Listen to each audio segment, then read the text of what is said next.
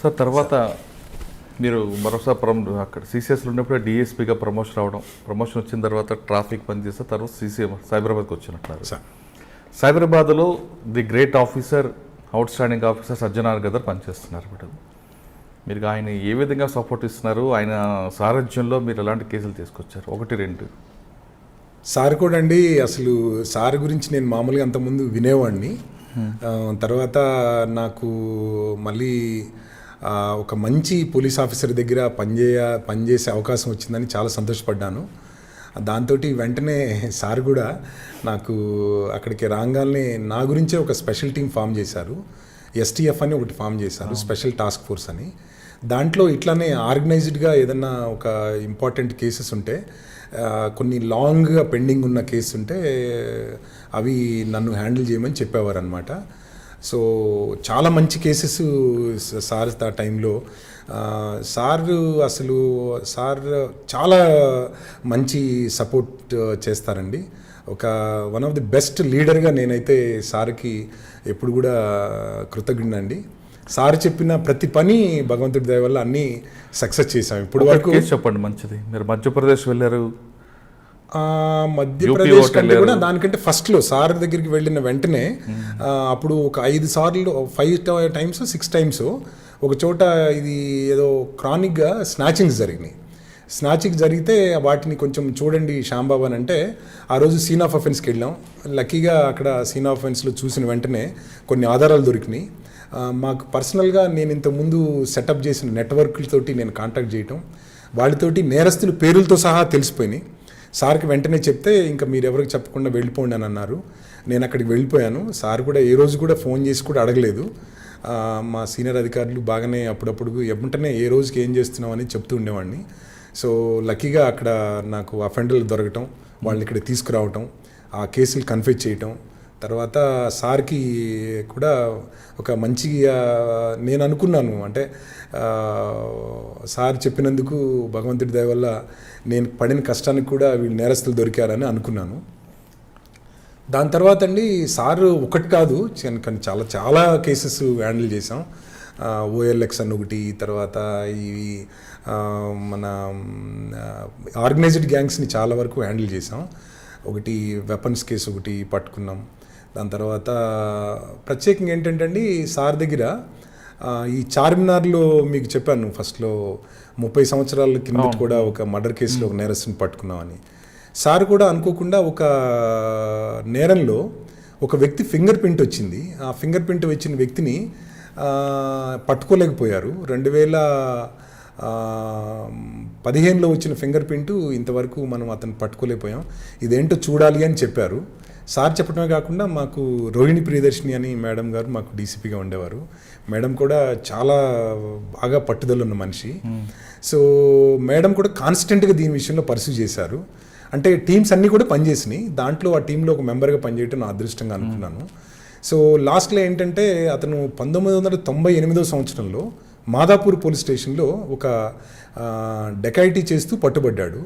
దాని తర్వాత 2007లో అతను చనిపోయినట్టుగా మీకు అతను డెత్ సర్టిఫికేట్ వేసాడు అనమాట కోర్టులో. అంటే మన పోలీసు వాళ్ళే దాన్ని ప్రజెంట్ చేశారు, కానీ అతను చనిపోయినట్టుగా ఒక డాక్యుమెంట్ సృష్టించి వాళ్ళ స్వార్థ ప్రయోజనాలకి ఆ నేరస్తుడు ఫైల్ చేయించాడు. చేయించిన తర్వాత అతను చనిపోయాడు అనుకున్నారు.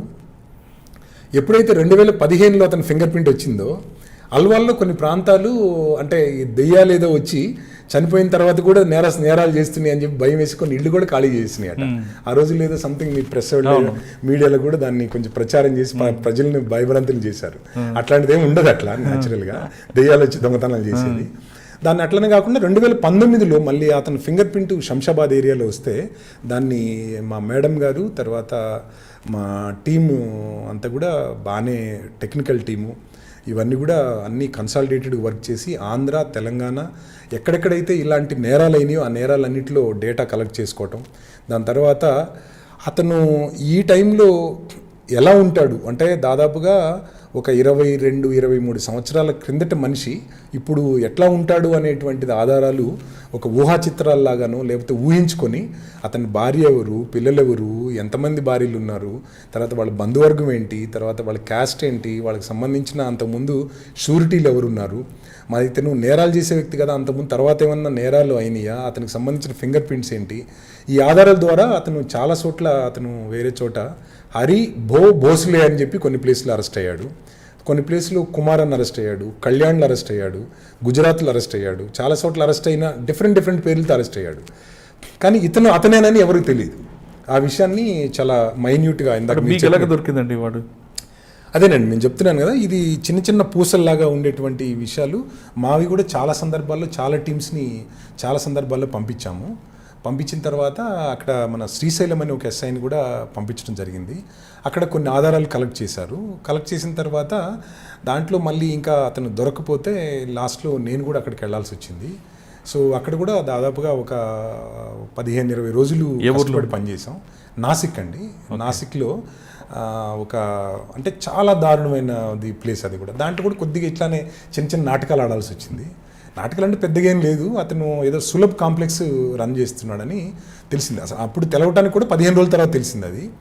ఆ సులభ్ కాంప్లెక్స్ దగ్గర నెంబర్ ఆఫ్ టైమ్స్ మోషన్కిను తర్వాత టాయిలెట్కి వెళ్ళినట్టు వెళ్ళి అతనికి కనురెప్పల మధ్యలో మామూలుగా మనకున్నట్టు కాకుండా కొద్దిగా పెక్యులర్గా కొంచెం కనురెప్పలు కొంచెం దూరంగా గ్యాప్ కనిపిస్తుంటే ఆ ముక్కుతోటిను కనురెప్పల మధ్యలో ఉన్న గ్యాప్ తోటి అతన్ని ఐడెంటిఫై చేసి ఇతనే అయి ఉంటాడని చెప్పి 2 రోజులు అతన్ని ఫాలో చేసిన తర్వాత ఒకరోజు ఒక సింగిల్గా ఒక ప్లేస్లో ఒక ఫ్రెండ్ ద్వారా ఒక ప్లేస్కి వస్తే అతన్ని మళ్ళీ ఫాలో చేసి దారిలో ఇట్లానే ముంబైలో ఒక అమ్మాయిని పట్టుకున్నామని చెప్పాను చూడండి, కారు మధ్యలో ఆపేసి అట్లానే అతన్ని 2 వీలర్లు ఆపేసి పట్టుకోవడం జరిగింది. అతను 100% నా పేరు అది కాదు, నా పేరు ప్రకాష్ అని చెప్పాడు. సో అతను ఫింగర్ ప్రింట్స్ కూడా అక్కడ నుంచి ఇక్కడ తీసి పంపించడం జరిగింది. ఫింగర్ ప్రింట్స్ మ్యాచ్ అవుతున్నట్టు అనిపించింది, కానీ మాకే అనుమానం వచ్చేటట్టు అతను పేరే కాదండి, అతను పెద్ద కొద్దిగా నాయకుడిలాగా ఉంటాడనమాట. అక్కడ ఆ కమ్యూనిటీకి పెద్ద నాయకుడు, తర్వాత ఆస్తిపాస్తులు అంతా ఉన్నాయి, తర్వాత పెద్ద కుటుంబాలు అవన్నీ ఉన్నాయి అన్నమాట. దాని తర్వాత అతన్ని మళ్ళీ టెక్నికల్గా మళ్ళీ మొదట్లో ఇట్లా ఇంట్రాగేషన్ ఉంది కదా, ఆ ఇంట్రాగేషన్ పద్ధతిలో అతన్ని నువ్వు ఎంతమంది దగ్గర తప్పుకున్నా నీ దగ్గర సంబంధించిన ఆధారాలు చాలా మా దగ్గర ఉన్నాయని అనే విషయాన్ని ఇతని దగ్గర మనం చెప్పకపోతే మనం కష్టం అని చెప్పేసినటువంటి సిచ్యువేషన్ క్రియేట్ చేసి అతనిలో నేరాలన్నీ చెప్పించాం. ఆంధ్ర, తెలంగాణ, తర్వాత ఇంకా కర్ణాటక, మహారాష్ట్ర ఈ చేజీలు చాలా ఏరియాల్లో అతని మీద నేరాలు ఉన్నాయి. అతన్ని మళ్ళీ పట్టుకొని ఆ కన్ఫెషన్లో తీసుకొని మళ్ళీ అతన్ని ఇప్పుడు ప్రస్తుతం మన చర్లపల్లి జైల్లో ఉన్నాడు. ఆయన 22.5 సంవత్సరాల తర్వాత అతన్ని పట్టుకునేటువంటి అవకాశం కలిగింది. ఇది కేవలం నేనైతే this credit goes to my Priyadarshini madam and Sajjanar గారు. సారు చాలా బాగా సపోర్ట్ చేసేవారు. అంటే సులభ కాంప్లెక్స్ పనిచేసేవాడు ఆయన. సులభ్ కాంప్లెక్స్ని కొన్ని కాంట్రాక్ట్ తీసుకుని గవర్నమెంట్ దగ్గర వీళ్ళ మనుషులను పెట్టి రన్ చేయించేవాడు అనమాట. మీరు దాంట్లో అంటే వెళ్ళాలి కదా, అంటే వెళ్ళకపోతే దగ్గరకు చూడకపోతే విషయం తెలియదు. అప్పుడేమో సన్నగా చాలా పెద్దగా అయిపోయాడు, లావుగా ఉన్నాడు, ముఖం కూడా లావుగా అయిపోయింది. అతనికి డౌట్ వచ్చే అవకాశాలు తక్కువ, ఎందుకంటే అతని పేరే తెలియదు కదా ఎవరికి. అతను నన్నని గుర్తుపట్టలేదు అనుకున్నాడు. సో 3-4 సార్లు వెళ్ళిన తర్వాత ఒకసారి ఫోకస్గా అతని ముక్కును చూసాము, ఒకసారి కళ్ళు చూసాము, తర్వాత కనురెప్పలు చూసాము, ఒకసారి చెవులు చూసాము. ఇంకా ఆ పార్ట్ తప్ప ఇంక మిగతా పార్ట్లన్నీ కొద్దిగా అతను లావు అయిపోయాడు, మిగతా పార్ట్లను ఐడెంటిఫై చేయడం కష్టం. సో దాంతో ఐడెంటిఫై చేసి అతన్ని చాలా బ్యూటిఫుల్ ఆపరేషన్ అండి, చాలా బాగా సంతృప్తి. అంటే సొసైటీలో మనం ఏం మెసేజ్ ఇవ్వచ్చు అంటే అండి, నేరం చేసి నువ్వు ఎన్ని రోజులైనా తప్పుకున్నా పోలీసు వాళ్ళు నీ నీడలాగా నీ వెంటనే ఉంటారనే మాట ఒకటి. రెండోది, ఈ కమింగ్ జనరేషన్ పోలీస్ డిపార్ట్మెంట్లో ఉన్నవాళ్ళు ఎప్పుడుదో కేసు ఇప్పుడు ఏం ఆధారాలు ఉన్నాయి ఏం లేవు అని చెప్పడానికి కంటే కూడా అన్ని రోజుల క్రిందటి కూడా ఇంకా దాన్ని సాధించవచ్చు, మన నేరస్తుల్ని పట్టుకోవచ్చు అనేటువంటి ఒక మంచి మెసేజ్ ఈ కమింగ్ జనరేషన్ ఏదైతే ఉందో ఈ పోలీస్ ఆఫీసర్లకు కూడా ఇవ్వచ్చు అనేది ఈ కేసు చాలా మంచి కేసు అండి ఇది. Hello, this is Renu Desai. Please subscribe to iDream. Subscribe iDream. For more videos, subscribe iDream. Hi, this is Revati Chaudhary.